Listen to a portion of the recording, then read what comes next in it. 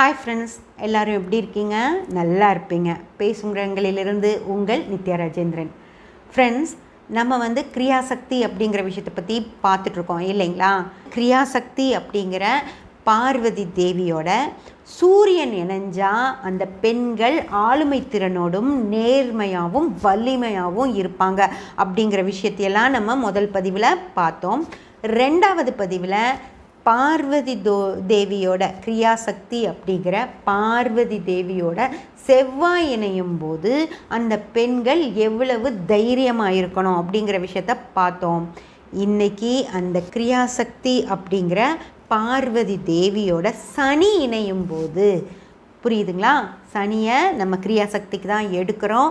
அந்த சனி இணையும் போது பெண்கள் எப்படி இருக்கணும் அப்படின்னு சொல்லி பார்த்தீங்கன்னா, பெண்கள் எந்த ஒரு வேலையை பற்றியும் கவலைப்படாமல் இருக்கணும் ஃப்ரெண்ட்ஸ். என்னால் முடியுமா, என்னால் செய்ய முடியுமா, எனக்கு அது வருமா, அந்த பற்றியெல்லாம் யோசிக்கவே கூடாது. நீங்கள் செய்ய ஆரம்பிச்சிங்க அப்படின்னா தன்னால் வேலை செய்ய முடியும். ஓகேங்களா? பெண்கள்கிட்ட இருக்கிற ஒரு தவறான விஷயம் இதுதான்.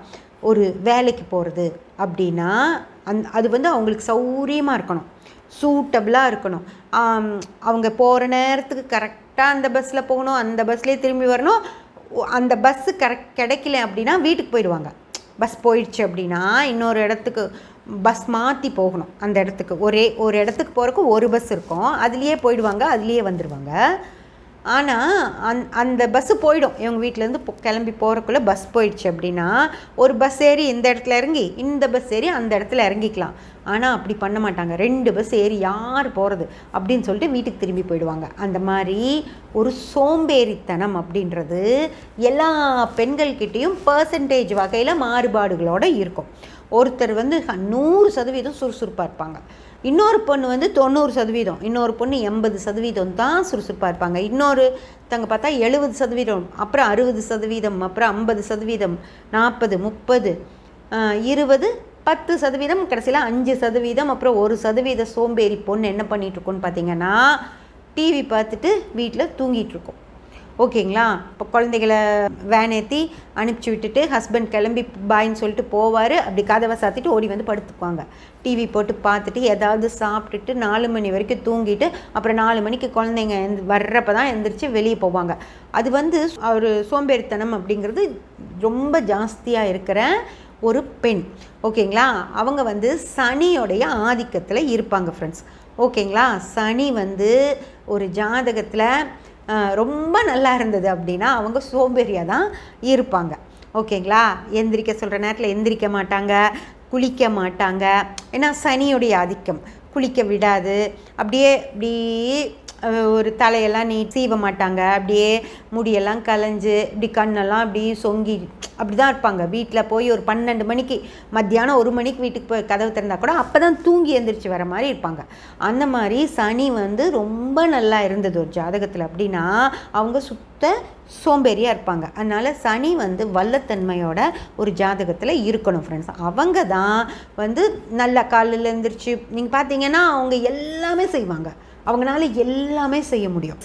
நார்மலாக வீட்டில் இருக்க பெண்கள் என்னென்ன செய்கிறாங்களோ அது அத்தனையும் செய்வாங்க, வேலைக்கும் போவாங்க, அது போக எக்ஸ்ட்ராவும் ஏதாவது ஒரு வேலை பண்ணுவாங்க. அந்த மாதிரி எல்லா இடத்துலையும் அவங்க இருப்பாங்க. ஓகேங்களா? சனி வீரியமாக இருக்கக்கூடிய பெண்கள் அவங்க. இந்த 36 வயது நிலைன்னு சொல்லி ஒரு ஜோதிகா படம் வந்தது இல்லைங்களா? அதில் பார்த்தீங்கன்னா அந்த பொண்ணு வீட்டு வேலை பார்க்கும். ஜோதிகா வீட்டு வேலையும் செய்யும், அப்புறம் கவர்மெண்ட் ஜாப்லேயும் இருக்குது. அப்புறம் செடி வளர்த்துது, மொட்டை மாடியில் செடி வளர்த்துது. இப்போது எப்படி டைமை அதுக்கெல்லாம் பிரிக்க முடியும்? வீட்டு வேலை பார்க்கணும், வேலைக்கு போகணும், வரணும், அங்கே தோட்டத்தையும் கவனிச்சுக்கணும். அப்படிங்கிறது ரொம்ப சுறுசுறுப்பாக இருக்காங்க அப்படின்னா தான் அது முடியும். நான் அந்த படம் பார்த்தப்ப நான் என்ன நினச்சேன், ஒரு பொண்ணு வேலைக்கும் வீட்டு வேலையும் பார்க்குறா, வேலைக்கும் போகிறா, மாமனார் மாமியார்லாம் இருக்காங்க, அந்த வீட்டு வேலையும் பார்க்குறா, வேலைக்கும் போகிறா.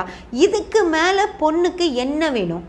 அவளை நிரூபிக்கணும். அந்த படத்தில் சொல்லுவாங்க, நமக்கு படத்தை முழுசாக பார்க்குறப்போ அது ரொம்ப அதுவும் ஜோதிகா நடிச்சிருக்காங்க, இன்ட்ரெஸ்டிங்காக இருந்தப்போ பார்த்துட்டேன். ஆனால் அதுக்கப்புறம் வீட்டில் யோசித்து பார்த்தப்போ தோணுச்சு, என்ன செய்யணுங்க? ஒரு பொண்ணு வேலைக்கு போகிறா, குடும்பத்தை நல்லா பார்த்துக்கிறா, குழந்தைய பார்த்துக்கிறா, ஹஸ்பண்டை பார்த்துக்கிறா, மாமியார் மாமனாரை பார்த்துக்கிறா, வீட்டு வேலைகள் எல்லாம் செய்கிறா, அவங்களோட தேவைகளை கவனிச்சுக்கிறா, எல்லாம் பண்ணிவிட்டு ஒரு வேலைக்கும் போய் சம்பாதிக்கிற ஒரு பெண்ணுக்கு இதுக்கு மேலே என்ன செய்யணும்? இதுக்கு மேலெல்லாம் ஒன்றும் செய்ய தேவையில்லை. அவங்க அந்த படத்தில் உனக்கு ஒரு அங்கீகாரம் வேணும். ஒவ்வொரு பொண்ணும் போய் ஜனாதிபதிக்கிட்டேருந்து அவார்டு வாங்கினாதான் அவள் பெண்ணா? அப்படியெல்லாம் இல்லை. அவள் குடும்பத்தை அவள் ஒழுக்கமாக பார்த்துட்ருக்கனாலே அவள் பெண் தான். இது போக அவள் வேலைக்கும் போய் சம்பாதிக்கிறா. இதுக்கு மேலே என்ன வேணும்? இந்த மாதிரியான படங்களுக்கு பார்க்குறப்ப நல்லா இருந்துச்சு. ஆனால் இதை பார்த்துட்டு ஐயோ இவங்க இப்படியெல்லாம் நம்ம இல்லையே அப்படியெல்லாம் யோசிச்சிடாதீங்க. அதெல்லாம் ஒரு விஷயமே கிடையாது. உங்கள் வீட்டில் நீங்கள் நல்லா பார்த்துக்கிட்டிங்கனாலே போதும். உங்கள் குழந்தைகளை நீங்கள் நல்லா வளர்த்தினாலே போதும். நீங்கள் அப்படியே ஜனாதிபதி கிட்ட போய் அவார்டு வாங்கினா தான் நீங்கள் பெண் அப்படின்னுலாம் கிடையாது. அவங்க சினிமாக்காக ஒரு விஷயத்தை எடுக்கிறாங்க. அந்த மாதிரியெல்லாம் இருக்கணும் அப்படிங்கிற அவசியம் இல்லை ஃப்ரெண்ட்ஸ். ஓகேங்களா? அந்த மாதிரி ஒரு ஜாதகத்தில் சனி சிறப்பாக இருந்துருச்சு அப்படின்னா அவங்க ஓடி ஓடி உழைக்கக்கூடியவங்களா இருப்பாங்க ஃப்ரெண்ட்ஸ். அது பிரச்சனையே இல்லை. ஆனால் இந்த சோம்பேறித்தனமாக இருக்கிற பெண்களுக்கு தான் நான் சொல்ல வர்றது என்ன அப்படின்னு பார்த்தா, இவங்க தான் அவங்க வேலைகளை சரியாக செய்ய மாட்டாங்க. ஹஸ்பண்டுக்கு செய்கிறதோ இல்லை மாமனார் மாமியாருக்கு செய்கிறதோ அந்த வேலைகளெல்லாம் அவங்க சரியாக செய்யாதப்போ அவங்க மேலே ஒரு குற்றம் சுமத்தப்படும் இல்லைங்களா? கண்டிப்பாக இப்படி செய்யலை பாரு, எனக்கு டைமுக்கு டிஃபன் வரல, எதனால் எனக்கு பிரச்சனை, நான் ஸ்பீடாக வண்டி ஓட்டிகிட்டு போகணும், ஏதாவது ஒன்று பிரச்சனை ஆயிடுச்சுன்னா என்ன பண்ணுறது அப்படின்னு சொல்லி அவங்க கேட்பாங்க இல்லையா? அந்த மாதிரி எந்த பிரச்சனையும் வராமல் பார்த்துக்கணும். ரெண்டாவது அதாவது அந்த வீட்டில் கணவர் சம்பாதிக்கிறதே போதுமானதாக இருந்துருச்சு அப்படின்னா நீங்கள் நிம்மதியாக படுத்து தூங்கலாம், அதில் ஒன்றும் பிரச்சனை இல்லை. ஆனால் ஒரு வேலை அது பத்தாத நிலைமையில் இருக்குது, இந்த குடும்பத்துக்கு நம்மளால் ஏதோ ஒரு சப்போர்ட் பண்ணணும் அப்படிங்கிறப்போ நீங்கள் அந்த சோம்பேறித்தனத்தையெல்லாம் விட்டுட்டு எந்திரிச்சு தானே ஆகணும். அதை தயவு செஞ்சு செய்யுங்க ஃப்ரெண்ட்ஸ். ஏன்னா இந்த காலத்தில் இப்போது என்கிட்ட ஜாதகம் பார்க்குறவங்களே நிறைய பேர் என்ன கேட்பாங்க அப்படின்னா, மேடம் பணம் பத்த மாட்டேங்குது, நிறையா தான் சம்பாதிக்கிறாரு ஆனால் நிறைய செலவுகள் இருக்குது, அதுக்கெல்லாம் பணம் பத்த மாட்டேங்குது, இதுக்கு என்ன பண்ணணும் அப்படின்னு சொல்லி கேட்குறீங்க. இதுக்கு என்ன பண்ணணும் தான் உங்களுக்கே தெரியுமே, உங்களுக்கே தெரியும்ல. நீங்கள் அவருக்கு ஏதாவது சப்போர்ட் பண்ணுங்கள், ஏதாவது ஒரு வகையில் நீங்கள் சம்பாதிங்க. அதாவது வீட்டிலேருந்து சப்பாத்தி செய்கிறாங்க ஓகேங்களா, அந்த மாதிரி இப்போது வீட்டிலேருந்து இந்த இதெல்லாம் வந்துருச்சு இல்லைங்களா, சமைச்சு நம்ம வீட்டில் சமைச்சு வச்சாலே அவங்க எடுத்துகிட்டு போய் ஆர்டர்ஸ் சப்ளை பண்ணுறாங்க. அந்த மாதிரி விஷயங்கள்லாம் நிறைய வந்துருச்சு. அப்புறம் இந்த ஸ்விக்கி ஜொமேட்டோ அதெல்லாம் பார்த்திங்கன்னா பெண்கள் அந்த ஃபுட் சப்ளை எல்லாம் பண்ணுறாங்க. அந்த மாதிரி வண்டி ஓட்ட தெரிஞ்சால் நம்ம அந்த மாதிரிலாம் பண்ணலாம். அப்படி இல்லைன்னா என்ன நமக்கு தெரியுமோ இன்றைக்கி அதெல்லாமே செய்யறதுக்கு நமக்கு ஒரு பிளாட்ஃபார்ம் இருக்குது. அந்த மாதிரி ஏதோ ஒன்று நான் செய்கிறேன் அப்படின்னு சொல்லிட்டு தைரியமாக இறங்கணும். ஒரு 2 நாள் அது தப்பாக போகிறதுக்கான வாய்ப்பு இருக்கும். அப்புறம் 3ஆவது நாள் நமக்கு தெரிஞ்சு போயிடும் என்ன செஞ்சால் சரியாக வரும் அப்படின்றது. அதுதான் கிரியாசக்தின்னு. முதல்ல ஆசைப்படுங்க. இச்சாசக்தி அப்படின்றத வச்சு நீங்கள் முதல்ல ஆசைப்படுங்க, அது நான் நல்லா வரணும் அப்படின்னு. அதுக்கப்புறம் தூண்டகோல் போடுங்க, அதுக்கு கிரியாசக்தியை கும்பிடுங்க. அதுக்கப்புறம் தெய்வமே நான் இந்த வேலையை செய்ய போகிறேன், இதுக்கு நீ எனக்கு துணையாரு அப்படின்னு சொல்லி கும்பிட்டுட்டு அதுக்கப்புறம் உங்கள் வேலையை நீங்கள் செஞ்சு ஆரம்பிச்சிட்டிங்க அப்படின்னா அந்த எல்லா சக்திகளும் உங்களுக்கு துணையாக இருக்கும் ஃப்ரெண்ட்ஸ். ஓகேங்களா? அதனால் இந்த சனி பார்வதி தேவி அப்படின்றவங்க சனியுடைய வடிவம் தான். அவங்க சுறுசுறுப்பாக தான் இருப்பாங்க.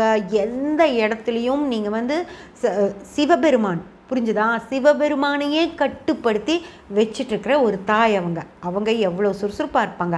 அவங்கள கும்பிடுற நீங்கள் எவ்வளோ சுறுசுறுப்பாக இருக்கணும் அப்படின்னு சொல்லி யோசனை பண்ணி பாருங்கள். இந்த சோம்பேறித்தனம் அப்படிங்கிற விஷயத்தை தூக்கி போட்டுட்டு நீங்கள் சுறுசுறுப்பாக இருந்தீங்க அப்படின்னா அதுக்கப்புறம் உங்கள் வாழ்க்கை எவ்வளோ சூப்பராக இருக்கும் அப்படிங்கிறது உங்களுக்கே தெரியாது ஃப்ரெண்ட்ஸ். அதனால் இந்த கிரியாசக்தி அப்படிங்கிற பார்வதி தேவியோடு சனி சேரும் போது மிக மிக மிக சிறப்பான ஒரு வாழ்க்கை உங்களுக்கு அமையும். அதுக்கு நீங்கள் செய்ய வேண்டியது உங்கள் சோம்பேறித்தனம் அப்படிங்கிற விஷயத்தை தூக்கி போடுறது, அவ்வளவுதான். ஓகேங்களா? சப்ஸ்கிரைப் பண்ணி பெல் பட்டன் ப்ரெஸ் பண்ணி வச்சுக்கோங்க. அப்போ தான் நான் போடுற எல்லா பதிவுகளும் உங்களுக்கு கிடைக்கும். லைக் பண்ணி ஷேர் பண்ணி கமெண்ட் பண்ணிங்கன்னா எனக்கு சப்போர்ட்டிவாக இருக்கும். Thank you friends.